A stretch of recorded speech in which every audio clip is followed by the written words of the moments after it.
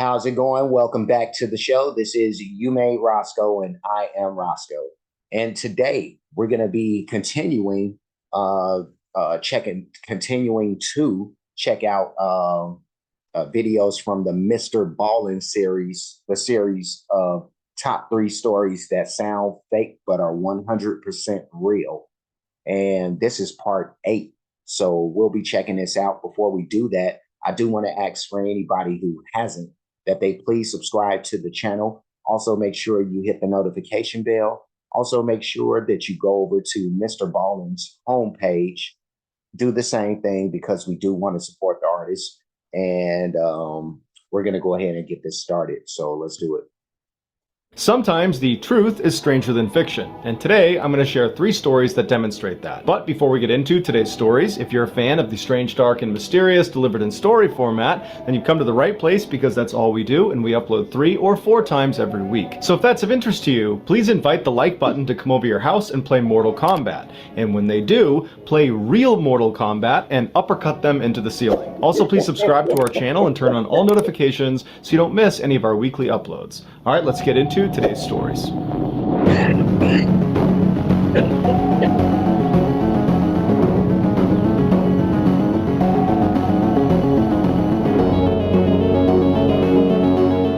In 2013, Jim Stauffer's mother finally passed away from Alzheimer's disease at the age of 74. Her doctors told Jim that her disease had mutated in a way they had not seen before, and they asked if he'd be willing to donate her body so they could study her brain. Jim felt like his mother would want him to say yes, and so he agreed. But for a variety of administrative reasons, the neurologists couldn't actually accept Jim's mother's body. At this point, Jim was really bought into the idea that his mother's brain was going to help other patients, and so while he couldn't donate her body to these neurologists, he could donate her body to the Biological Resource Center in Phoenix, Arizona. This center would take dead bodies and then extract parts of them for scientific research, and then would cremate the rest of them and return the ashes to the family. Jim gave his mother's body to the center, and when he filled out the paperwork, he indicated that her brain should be extracted for Alzheimer's research. After filling out the paperwork, Jim left, and 10 days later, he received a wooden box in the mail that contained his mother's ashes. There was no note attached to the box explaining exactly what was done to his mother's body, but Jim assumed they did what he asked. A year later, that Biological Resource Center was raided by the FBI after accusations they were selling these donated bodies for profit. During the FBI's investigation, they uncovered that yes, the center had been doing that and had sold at least 20 bodies to the US Army for various experiments. And one of the bodies that was sold was Jim's mother. She was sold for $5,893. The FBI told Jim she had not been used for Alzheimer's research. Instead, she had been strapped to this device that resembled a chair and then had a bomb detonated underneath her. The Army was trying to understand the effects on the human body when a vehicle is hit by an IED. The ashes Jim received in that wooden box he got in the mail were only from his mother's hand. The rest of her body was unrecoverable. Also, during this FBI investigation, they found inside the center there was a man's body on the wall with a female head sewed onto it. It appeared to be a trophy. Jim, along with 19 other families, sued the center, and finally, in 2019, they were awarded $58 million in damages. The center no longer is in operation. Wow. Yeah, let's let that commercial go. Smooth sailing to the top now! All right. Yeah, before we continue to this next story, the lamp, that was a very despicable kind of story, that last one. You know, a guy, he's thinking that he's doing the right thing, and honoring his mom's wishes, or honoring his mom, you know, and what he believes she would have wanted, you know, is what I should have said, you know. But yeah, no, to go and take her body and use it for testing on some military stuff. You know, like I don't donated her to science, not to military. You know, so yeah, no, that's just this world, man. And then that one thing that he said about like the trophy of the man's body with the woman's head sewed on. Like, god damn. Like, just when you think Hostel, the movie, and those type of people aren't real things, that stuff is real. That stuff is real. Like, people are out here harvesting organs and stuff like that and selling it out here, and that's crazy, But let's continue to this next story. In 2004, Mitch was in his final semester at a college in Louisiana when he met another senior, a wonderful young lady named Kayla. From the instant he saw her, he knew he was in love. She played hard to get at first, but after several months, he won her over. After graduation, the pair stayed in Louisiana and moved in together while they got their careers off the ground. 2 years later, the pair got married, and almost immediately, Kayla got pregnant. At the time, Mitch's career was really starting to take off, which allowed Kayla to stay at home and take some time off. By the time their daughter was born, Mitch was making so much money that Kayla decided to just stay home and be a full-time mom. A couple years later, Kayla got pregnant again, and by the time their daughter was 2 years old, they had their son. Mitch adored his children. Every morning before he went to work, he would sneak into their room and he would watch them sleep, and then in the evenings they would have these big family sit-down meals and then play games together until bedtime. Mitch's life was perfect. Shortly after his son's birth, Mitch was lounging on the couch in his TV room when he noticed out of the corner of his eye the red lamp in the corner of the room. It just looked funny. It was almost like the light itself was blurry, but when he looked a little bit closer at it, the entire lamp looked blurry. And so Mitch looked around the room and nothing else was blurry. He rubbed his eyes and looked back over at this lamp and it was still blurry. He turned the TV off and walked over to the lamp, and even though he was right in front of it, the lamp was still blurry. And Mitch didn't have bad eyesight, and so he's thinking, is there something wrong with me? Am I having a stroke? Do I have an aneurysm? Is there some sort of illness here that's making me see this lamp blurry when it's really not? But Mitch told himself he was healthy and that whatever this was, it was an anomaly and nothing to worry about. And so he went back over to the couch, turned the TV back on, and tried to ignore the lamp. But as he was watching TV, out of his peripheral vision, he couldn't help but notice this weird blurry lamp. And so finally, he turned the TV off again, and he turned to look at this lamp. And now, in addition to being blurry, it appeared to be upside down. Now Mitch was genuinely concerned that there was something wrong with him, because again, nothing else in the entire room was blurry or upside down. It was just this lamp. And so a few minutes... Something's wrong with him. No, you better get out that house, bro. You got a ghost lamp. Get out. Later, his wife and his kids came home, and Mitch decided he would not tell them about this lamp. He didn't want to alarm them. He figures he will get to the bottom of this blurry lamp, and then he will tell his wife and kids. And so that night, the family has a sit-down meal, and then afterwards they play some games together, and then everybody goes upstairs and goes to sleep. But after everyone had gone to sleep, Mitch was just laying in bed thinking about this lamp. And so finally, he snuck out of his bed and went downstairs to the TV room, and he sat on the couch, and he just stared at this lamp. And for hours and hours, he just fixated himself on this lamp, watching it kind of morph around and turn upside down and get blurrier and blurrier by the second. The next day, Kayla found Mitch lying on the couch, passed out, and she asked him if he was okay. And again, Mitch didn't tell her about this lamp that was still blurry. He just told her that he wasn't feeling well and he was not going to go to work that day. But Mitch didn't go to work for 3 more days. He just sat on the couch and stared at this lamp. And Kayla obviously picked up on this strange behavior and kept poking and prodding to get more information about what was going on, but Mitch never told her the truth about this lamp. He just kept telling her he felt sick. She urged him to go see a doctor, but Mitch told her it would be fine, he'd get better. And then over time, as this lamp continued to morph and get bigger and get stranger and stranger, Mitch suddenly was unable to respond to his wife. He became totally unresponsive. And so obviously his wife became desperate and called the doctor. And as she's on the phone with the doctor trying to get advice about what to do, Mitch realizes the lamp is now growing in leaps and bounds. And before long, the lamp is the entire size of the room, and all he he can see is the red color of this lamp. And then Mitch starts to hear these voices, these screams coming from somewhere in the distance, and then he feels this blinding pain in his head. And then he opens his eyes and he looks up and he sees he's laying on the sidewalk next to one of the buildings at his college in Louisiana. And surrounding him is this crowd of people with wide eyes that are staring at him. Mitch had no idea what was going on, and so he naturally just began scanning the crowd, looking for Kayla and his kids to try to figure out, how he got here. But before I'm willing to bet,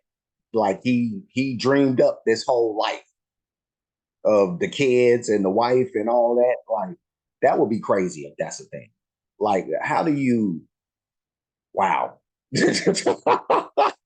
Like, how do you fall that out of tune with reality? Is like, and that's not to say anything about this guy in this particular story. I'm just speaking generally, but that's pretty scary. This is like a scary story a little bit. Before he could ask any questions and before he could find his wife and kids, a police officer ran through the crowd, picked him up and ran him over to his police car, put him in the back, and then began driving away. And so while Mitch is in the back of this police car, he turns to the officer and he says, "What's going on?" And the officer would tell him he was attacked by a huge college football player. He got hit in the head and he fell backwards and he hit his head again and he fell unconscious. Mitch asked the officer where his wife and kids were, and the cop said he had no idea. And that's when it clicked for Mitch. The lamp wasn't real. Neither was his wife, neither was his daughter, neither was his son, neither was his life.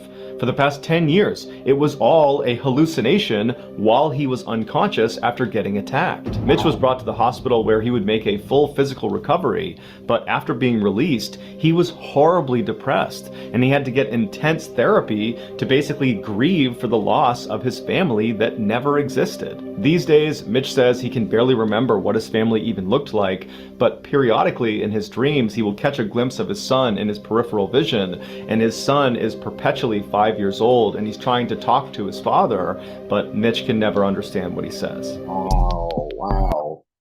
You talk about a multiverse situation right there. That is really crazy. That sounds exactly what like what happened in Doctor Strange with the Scarlet Witch. But yeah, no, that was a crazy story. Like, this dude, he gets into a fight and then like dreams up this whole elaborate life and lifestyle until he believes that it's a real thing, and then wakes up only to find out that it's not. That would be, dude, I couldn't even imagine going through something like that. Like, believing that a whole life has existed and then a bump on the head and you look around and like that wasn't real. That's insane. But yeah, let's check out this last story. In 2007, Brett Ryan was a charming 26-year-old man living in Toronto, Canada. He was known as an extremely friendly guy who was always smiling ear to ear with his trademark grin. In his spare time, he could be found at children's hospitals reading to sick kids, or at the community center volunteering as an umpire for Little League baseball games. But behind his seemingly perfect exterior, behind the scenes, Brett was struggling. He had to move back in with his parents after dropping out of college and racking up over $60,000 of debt. While his friends graduated college and went on to begin their careers in medicine and finance and education, Brett was only able to get a job as a part-time house painter. Brett felt like he had a lot of potential that he was squandering, but he felt like the debt that he had racked up was really his roadblock between him and the life he was supposed to have. And so instead of working hard and making some money to pay down his debt, he decided to come up with an absurd get-rich-quick scheme that actually kind of worked. On October 20th of that year, Brett walked into a bank near his home and he had hospital bandages wrapped around his head and his face, and his left arm was in a sling. Then he walked up to one of the tellers and he handed her a note that just said, "I have a gun underneath this sling, give me $2,000. And the teller very quickly complied, and she gave him a little over $1,000. That was all the money she had. And Brett took the money, turned around, and calmly walked out of the bank. And he got in his car and he got home, and he was totally exhilarated, and he's half expecting the police to just show up at his front door, but they never did. He was never caught. And after that, that, he was hooked. For the next 8 months, Brett robbed a dozen other banks in the area, stealing almost $30,000. He became so confident in his ability to steal without getting caught that he began dressing up in these ridiculous outfits that included this huge, obviously fake beard. And in fact, the media dubbed him the fake bearded bandit. The reason Brett wasn't getting caught is because the police would get his fingerprints at the crime scene, but because he did not have a criminal record, his prints were not in the database. And so the police basically just had to set up and hope to catch this guy in the act. And in the summer of 2008, they finally would catch the fake bearded bandit. At Brett's trial, dozens of his friends wrote letters of support to the judge saying that Brett was actually a great guy, that this was a product of desperation and a total break from his normal character. And some of the organizations that he volunteered with did the same thing, writing letters to the judge saying what a meaningful contributor Brett was to the community. When Brett spoke at his trial, he was incredibly remorseful and said he had allowed his debt to get totally out of control and that admittedly he had not handled it well. And so the judge took all of this. I'm sorry, I don't mean to laugh, but you didn't take the debt. Being in debt well is a understatement. You know, to think that this well-off, well-to-do kid with all his, or young man with all this promise and the world in front of him, you know, yeah, no, a little college debt, and he turned into a bank robber. Like, that is really, really wild, you know. But yeah, no, this is a crazy story. This is crazy. I really wouldn't. I was going to say I would like to know, but I'm going to end up finding it once we continue. So, what happens with this guy? So, but yeah, no, he's got all these people speaking up for him and all this stuff. You know, I'm trying to imagine in my head how many bank robbers have this whole list of people who are come to your defense basically and speak highly of you after you've done like something like this, you know. So he had a whole community of people like, no, he didn't do this. Like, boy, if that was somebody else, wouldn't have had, you know, that chance to have so many people speak so highly of him, you know, or probably, you know, probably. But let's keep it going. Into account all the letters of support and Brett's overall appearance in court, and he decided that this was indeed a break from character and that Brett was actually a very promising young man and that he did not deserve the harshest penalty. And so Brett was sentenced to just under 4 years, which, considering the crime, was a very lenient sentence. And so Brett went to jail, but then less than 2 years later, in 2010, he was granted parole and allowed to move back in with his parents. And his parents would say he was a changed man ready for a fresh start. But Brett would find life outside of jail was exponentially harder now that he was an ex-con. It was extremely hard to get a job, which meant he had no income, and without an income, he couldn't pay down all those debts he had, and so he had to declare bankruptcy. As for life at home, it was very difficult. Brett's family was very embarrassed about what he had done, and when Brett moved back home, it was obvious that all the neighbors were gossiping constantly about their family.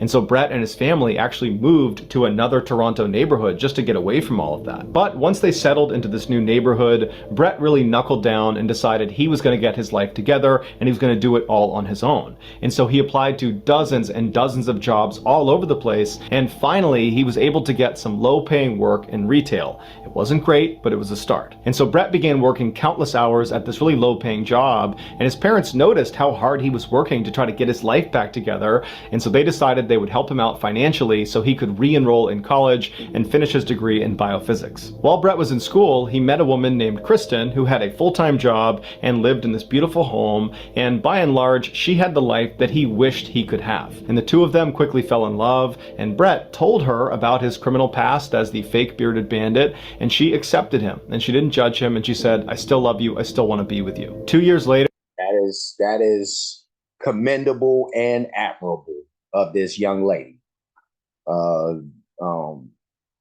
We need more people like her, I suppose, in some respects, because we talk about in this society, of people when they do crimes and stuff like that, and then rehabilitation, which, if you've been living long enough in any part of the world, but in America especially, that rehabilitation is a whole big fat lie, and that nobody's really being rehabilitated. They're actually becoming better criminals. Once they go to jail. So the system is broken a little bit, but no, it was cool of that lady to give him a chance, but I don't know if that's going to end up well for her. We'll end up seeing. Let's do that. Later, Brett moved out of his parents' house and into Kristen's house, and for once in his life, he felt like his life was going the way it should be. Then, a year later, tragedy struck when Brett's father passed away, and suddenly Brett had to go to his mother's house all the time to try to help her out. And his mother was very appreciative of the time he was spending with her, and so she actually began paying him for the work he was doing around the home. And considering Brett was a broke college student, this was a huge help, and in many ways, it really brought Brett and his mother together. A year later, in 2015, Brett proposed to Kristen, and she said yes. But at the same time, school was getting overwhelming for Brett, and he dropped out. But he was too embarrassed to tell his fiance or his family because everybody thought he was on the right path, and he didn't want to explain why he had dropped out, and so he just pretended to still be in school. Then, in the spring of 2016, when Brett should have been graduating, he got a very lucky break when a big tech firm in Toronto offered him a job. On paper, Brett should not have gotten this job. He wasn't qualified. He didn't have a degree. But in getting this job, Brett was able to tell his fiance and his family that he had just graduated college, and that was how he was getting this job. His family and his fiance were a little confused why they weren't invited to his graduation ceremony, but nonetheless, they were very excited for him, and they took him out and they celebrated. Then, a week after Brett accepted this job, the tech firm rescinded their offer when they discovered Brett was in fact the fake bearded bandit. Now, Brett panicked because this job represented this perfect piece to his web of lies that allowed him to pretend he had his degree and that everything was so great, and so he couldn't possibly tell his fiance and his family that he didn't get this job. And so he decided he would just lie and pretend to go to this job every day. Meanwhile, Brett's mom began bragging to all of her new neighbors about her son Brett, who had really turned his life around. He graduated from college, he got this great job, he's got a beautiful fiance, he's got this wonderful home. Everything is just going great for Brett. At first, Brett was able to push the guilt out of his subconscious and just live this ridiculous lie, but as his wedding day approached, the weight of all these lies and the guilt he felt, it became overwhelming, and practically speaking, he was worried about how he would explain to his new wife why he had no income despite having this full-time job. And so he went to his mother and he told her the truth about dropping out of college, about not getting that job offer, and then he said, "Can you keep all of this a secret? And can you give me a whole bunch of money so I can keep living this lie?" And she said, "No. And in fact, you need to tell your fiance that you're lying or I will." This was the worst case scenario for Brett, and one that he was not prepared for. He really thought his mom would be like, "Yep, let's do it, let's keep this thing going." But when she didn't, he didn't really know what to do. He believed Kudos to his mom, because that's something that regardless of like, if this person is a friend or a family or something like that, like you're supposed to do the right thing regardless, and not let your ties to whoever the person may be influence the decision. And I know it's hard to do because of loyalties and stuff like that. But yeah, no, I ended up finding that really sticking to doing the right thing, again, like I said, regardless of that relationship that you have with that person, is more beneficial, I think. But this story, ooh, I cannot wait to hear how this is. If Kristen found out the truth, she would leave him and that would ruin his perfect life. And so he decided he would not tell Kristen. Instead, he would kill his mother. Because he was an ex-con, he couldn't buy a firearm. However, he could buy a crossbow. And so he ordered his crossbow, he watched a couple YouTube videos about how to operate it, and then on one of his trips to his mother's house to help out, he stashed the crossbow and some arrows on a shelf in her garage. Then, when he got home, he began designing these bizarre contraptions that were built out of fans and pulleys and broomsticks that, when turned on, would move around the room and click on his keyboard and turn his phone off and on. It was designed to help him build an alibi when he was out committing murder. His devices would be turning on and off again, giving the impression that he was at home the whole time. On August 25th, 2017, all his preparations were done. He woke up early that morning and he began getting ready for his fake job. At the same time, Kristen was also getting ready for her real job, and then at 7:30, when they were both ready to go, they hopped in their respective cars and headed out for the day. But Brett slowed down at the end of the street and waited for Kristen to disappear around the corner.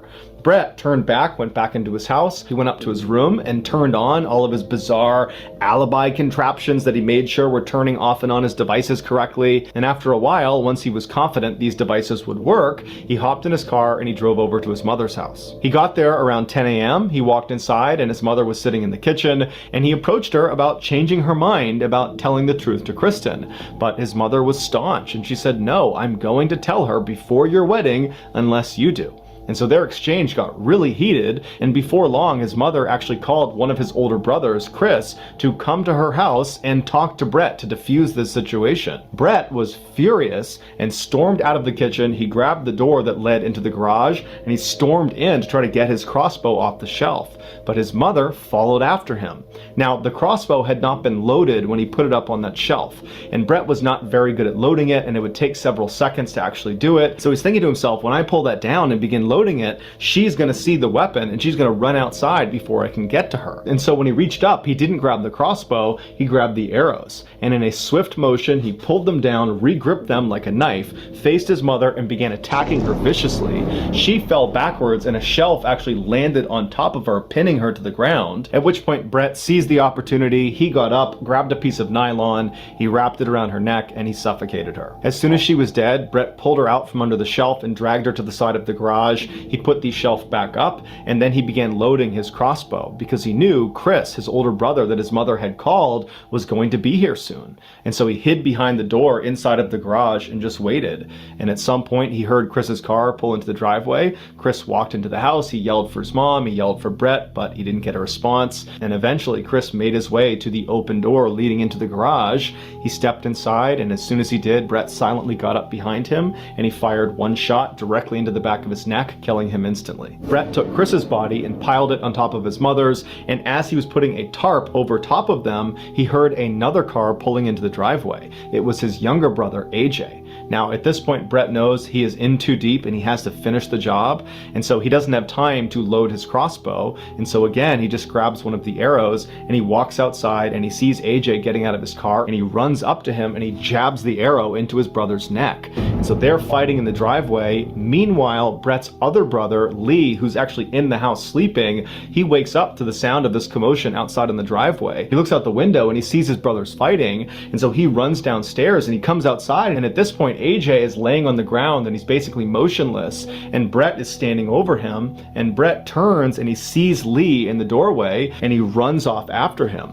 Lee sees his brother running at him and just turns and runs into the house, but he only gets a few feet before Brett jumps on top of them, and then the two of them have this vicious fight where Brett is trying to stab him with the arrows, and they're basically both fighting for their lives. And at some point, after Lee suffered several very deep cuts, he manages to throw Brett off of him, and he runs outside to his brother AJ, who's now crawled all the way to the street. And in fact, AJ had managed to flag down a neighbor and got his neighbor to call the police. As for Brett, after Lee had managed to fight him off and ran outside, he knew he was done. And so instead of chasing his brother outside, he put his arrow down and he walked into the kitchen. He opened up the fridge, he took a bottle of water out, he left the fridge door open and just walked out to the front steps and sat down and drank his water while he waited for police to show up. When they did arrive, his brother AJ died before they could save him. As police were arresting Brett, he kind of casually said, "Yeah, I should have taken AJ to the hospital, I could have saved him. And the other guys in the garage are dead, crossbow to the head. It was me."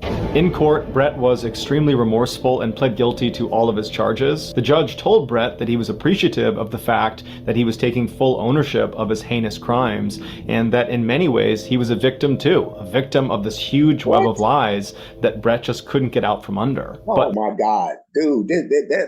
You talk about this is an extreme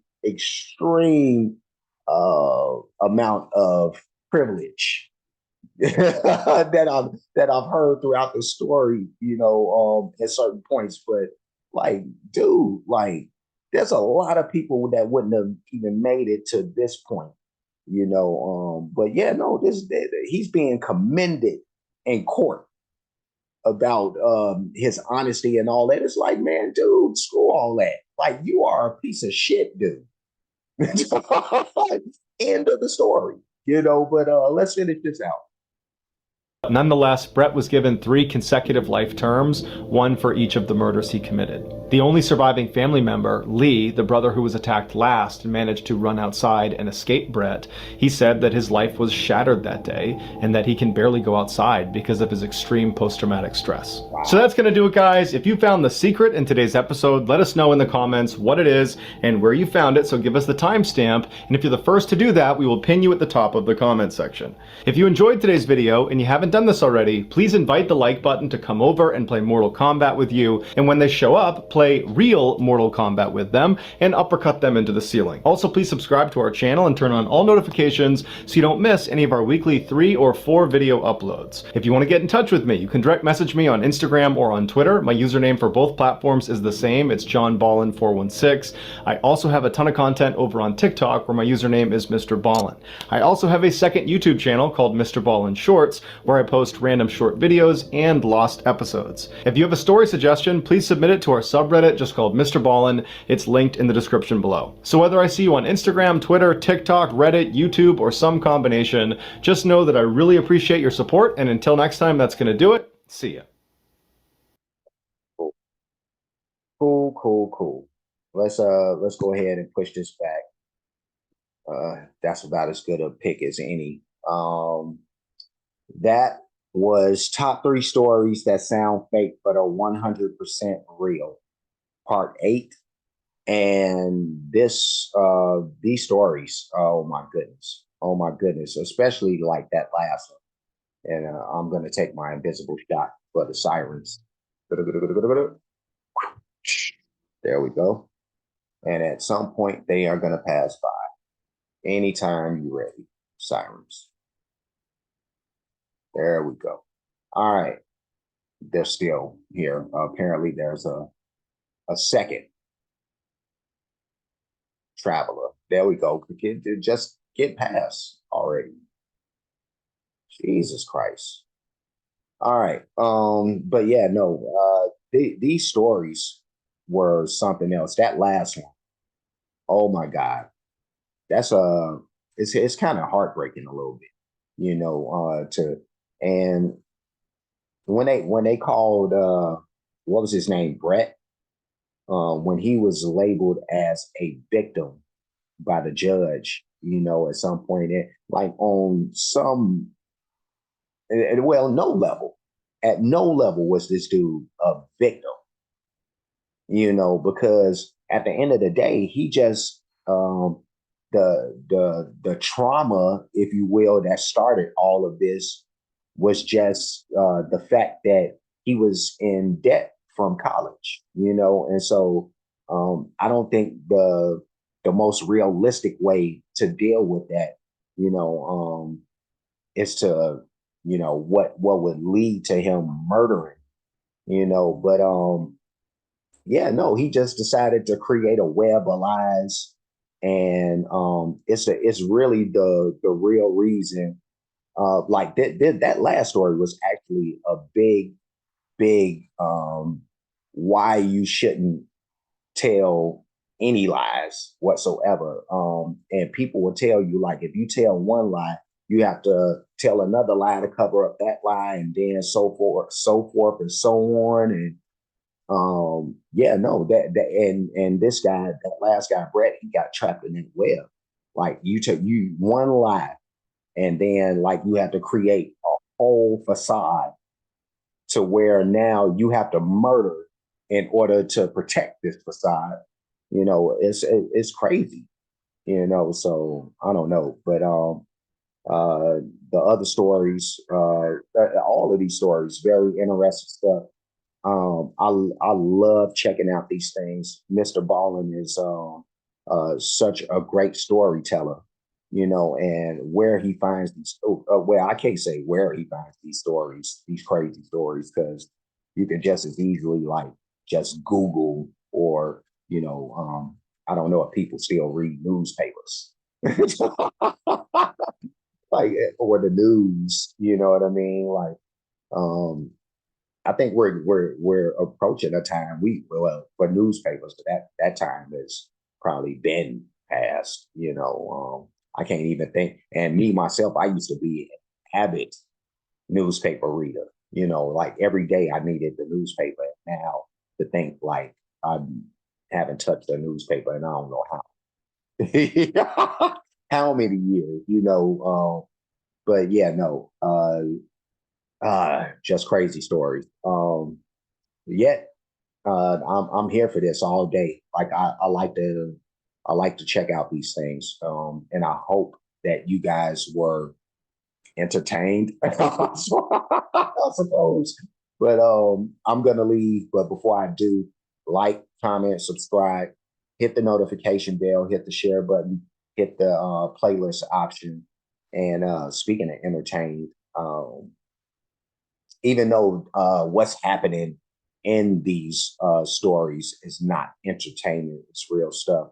But the playlist that I do put them in is the entertainment reactions. So that's where you're going to find all of this stuff and anything that's entertainment based, I suppose. So, and the reason why this goes into entertainment because the stories, you know, the way that Mr. Ballin crafts the story and all that is the real entertainment and not what's happening in the stories, you know. But yeah, no. So yeah, entertainment reactions. That's where you're gonna find this. I do have playlists for other things. A lot of that stuff is music based, as you can see. We step outside of that, so yeah, check out all of the playlists, like everything. Like, don't miss a video. Watch them all. Let's see what else. Cash App, $ you made Roscoe, PayPal at you made Roscoe. Super thanks option is available. So and that's for those who like to show their support or appreciation for what's being done on the page. Any donations will be made to any one of those spots. And I'm done. I'm done. I'm finished. I will see you again soon. So until next time, be safe and be good.